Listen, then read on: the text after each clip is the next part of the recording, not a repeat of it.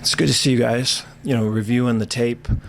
I think defensively is a good example. We went from 1 week playing our best game to a week later playing our worst. And I think offensively, you look at it and you see opportunities, possibilities, and whether it's lack of effort, lack of execution, things that we could control. So unfortunate, a lot to learn from, a lot to grow from for sure.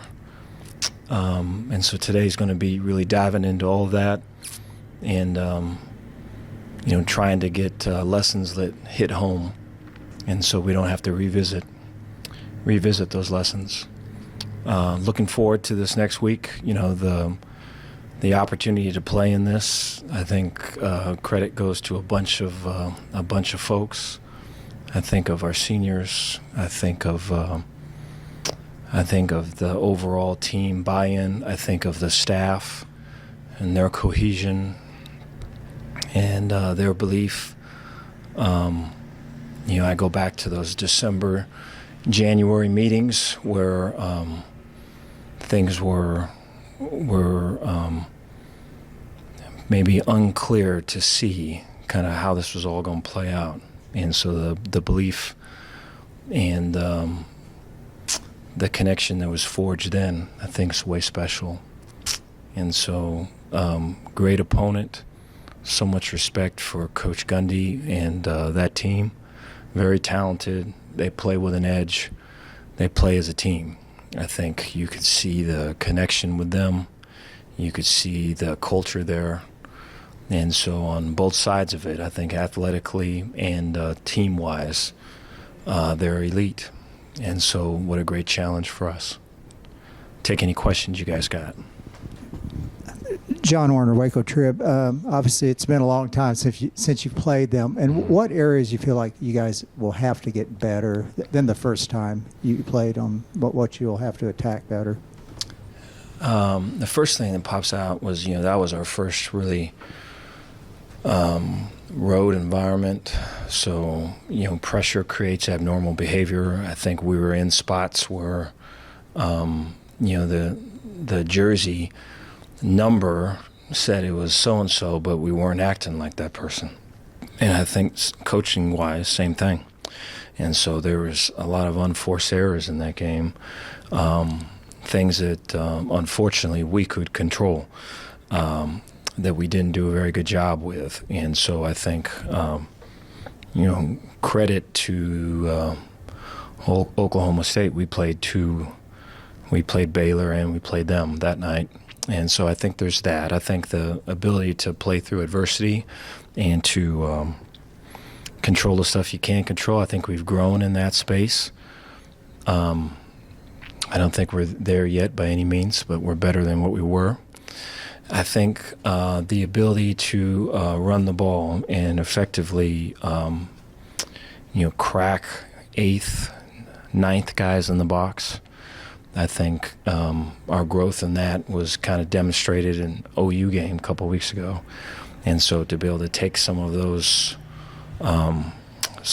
lessons and apply them here moving forward, I think is going to be needed. I think, our ability to make contested one-on-one catches. We talked about, if you remember back then, about if people are putting everybody in the box and they're really threatening you or forcing you to throw the ball, and you have to make those throws. And I think in that game, there was a couple that we did. Once we started to run the ball effectively, we're able to get some throws there in the second half. We're going to have to start the game with that. I anticipate, especially coming off of our last game, just their defense just closing in on our people on that side of the ball. And so I think fair amount of lessons there. I think defensively, being on the same page, communicating, not silent when off, when stuff gets competitive or pressured, and playing team defense, doing your 1/11th. Those are things that we can control, that we're going to have to. They're a very good running team.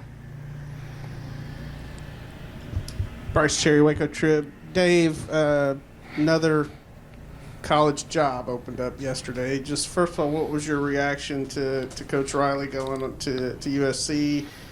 And there's already been speculation that Oklahoma, will come after Dave Aranda. How do you handle that when these kind of things come up? And is it hard to, keep the focus when you got people like me asking you about it? No, well, the first thing I thought of, I came out of a meeting with the offense. We were just watching Saturday's game, and we came back and saw that, and I immediately think of the coaches. And so I just, how many of them knew. I'm sure there's guys that didn't know that just found out in a meeting that was called hastily, And so my heart goes out to them and their families. The world can flip on you quick. And then I think about the players. I think about everything that goes into buying into stuff and believing in stuff. And I think when you're a young person, generally, your identity is tied to your belief, and so it takes a while usually to get a real strong belief in, but you tie your feelings of self-worth and everything to it, and so when that is gone, and that hurts, and so where those kids are at and everything, I feel for that. But yeah, I think there's probably going to be more. There's going to be more like that. I think, I think for me, like I've spoken to the team, I think twice on these things, and I think I feel they know me well enough. They know that the quirkiness and everything that I've got, I think, is a great fit for here, and so I think I'm hopeful that we're past some of that. Cherry Hill, Baylor Bear Insider. Dave, they announced the Broyles Award finalists today. Jeff Grimes, offense. Jim Knowles, defense. Can you talk about what Jim Knowles' defense, how much you respect it, and then what Coach Grimes has done here? Yeah, with Coach Knowles, I think there's an intelligence about him. There is I guess, just real strong football coach about him. I think just this passion, back when I was at LSU, we would talk. I would call him and go, "Hey, man, what you doing?" And he goes, "I'm just watching this tape. Hey, you want to visit, like, tomorrow?" And you go, "Yeah." And so it'd be stuff like that, And he just wants to talk ball and get into it and go through all this stuff. And, those times were fun. You could see, so when you watch their film, there's an intelligence about them. There is an edge about them. So they play with a confidence, and they play with a respect all, fear none, and it screams off the tape, and so it's awfully impressive. I think their linebackers are great. Is a great representation of all of it. I think the way he plays and, calling out plays and the toughness and just everything about him, I think is a kind of a caricature of him and his philosophy in that defense. And so I think the added bonus of, they've been a four-man rush and they've been man coverage, and, that gave us issues a couple, however many games ago that was. But they're, the last 2 years particularly, but the added three-man rush, max, drop 8 has really, and then making that look the same has really given them the benefit of the doubt of taking away just man beaters and everything else that I think they were being hurt on early in his tenure at Oklahoma State. And so I think his ability to kind of grow, to learn and grow in that space under the type of pressure and everything that he's under, I think speaks a lot of him and that program and all of it. And so really impressed. I'm a fan of coaches. I'm a fan of his. And then, when you look at Grimey, I think, Grimey is someone that exudes confidence. I think he has an easiness and a there's and a manner in which you can trust them, you can believe in them. I think our players, at times this year, especially on offense, in the beginning of the year, I think needed that type of bedside manner. I think Grimes specifically, personally, is someone that has really strong confidence with the ability to really have strong empathy for other people. And I think those two things are uncommon in the same person. And I'm a fan of his. He's been a great asset to us. Dave, John Morris, Baylor Radio. I'm guessing you like the challenge of a rematch with a team you played just a couple of months ago. What's involved in that chess match of playing a team twice? Yeah, so I think there's,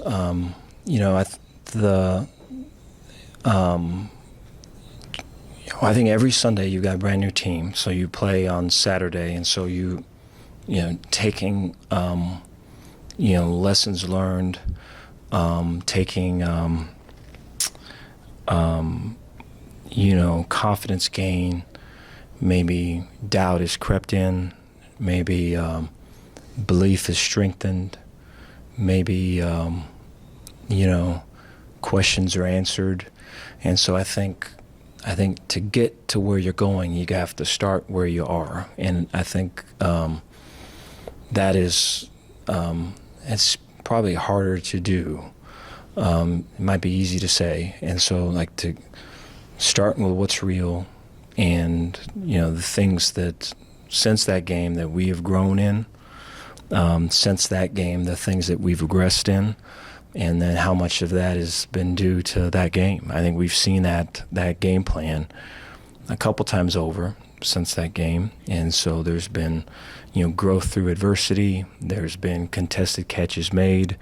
There's been the ability to run block on the perimeter with skill positions. There's been the ability on defense to get a four-man rush effectively. And so there's been growth, but then there's also been, hey, these people are in the game, they do this. This package is in the game, they do that. So there's also traces being left. And so all of those things, I think, come to mind when you talk a second time through. And so I think, I look at their side of it, and, down the stretch, they've been a confident team. And they've really had things rolling. I think you watch the tape, and it pops off just the energy and edge that they've got. And so I think for us, it's going to be narrowing a focus, upping the quality of what we're doing, right? Disregarding the stuff that ain't really our stuff, focusing on getting the stuff that's our stuff, getting it better, and having really high standards for it, and then increasing the speed. And then letting it go. Jack Allen, 25 ABC. Coach, last time Baylor was in the Big 12 Championship, Gary threw a touchdown to Taekwon. Treston had a big touchdown. How much do those plays, those experiences help coming back into a situation like this? I'm sure it does. I think, you talk about those guys in particular. They're a confident bunch. There's a great connection to their teammates, and I think there is a great belief in what we're doing and what we represent. And so, I'm anticipating that we're going to have a great day of practice today, and that we will, stack days as we go. I think as a coaching staff, we're going to demand it, just coming off of last week's, roller coaster. And so I think, the surrounding, prelude to all of this, I think, can be good if we approach it the right way, approach it like those guys did a year ago. Dave, Curtis Quillen, KCEN, Channel 6 here in Waco. Last year, things did not go well for you against Oklahoma State. Substantially better in Oklahoma. And I know John asked about what's changed between October 2nd and now. Going back further, when you made those swift offensive changes after the OSU game a year ago, what's changed for you guys to the point to get to the Big 12 Championship game now. And when you walked off the field at McLean Stadium that day last year, did you think that you would be in this game this time out? No, I think walking off that game, I was just like, man, I wonder how, all of our guys that are sick, I wonder how they're doing, man. I remember being on that sideline in that game, and I think Juice was doing an admirable job of calling plays, and I think there's, I think for maybe 4 or 5 plays, we have gone backward consecutively every play. And so I remember him trying to call play and just trying to spit it to get it out. And I go, man, it's harder than it looks, man, And so I just, from that phase of it to get guys healthy, right? And then you're talking about making changes. And then you're talking about like Christmas, and you're talking about families, and you're talking about people moving, and extended family planning on moving over, and just all of it, man. It's just like and the floodgates kind of open when you bring it up, And so, I think of the kind of the rebirth of all of it is really trying to see what's real. Treat it being real, and treat it in a way that you have respect for people, and then try to grow, And I think we've been able to do that really since that time. And since the time of our last game versus Oklahoma State, we've grown quite a bit, and we're going to need to continue to. I think, just the mettle that they showed on Saturday's game is impressive. It's a quality team, a connected team. And I think when you have talent plus that connection is dangerous. Now, we got that too. We're going to have to be on it. Darby Brown with KWTX. What's the status of Gary Bohannon and getting him back this week? He's practicing today. So today is a non-padded day. And so... but he's going to go through the practice, and so we'll take it day by day and kind of see where he's at. I know he's awfully eager.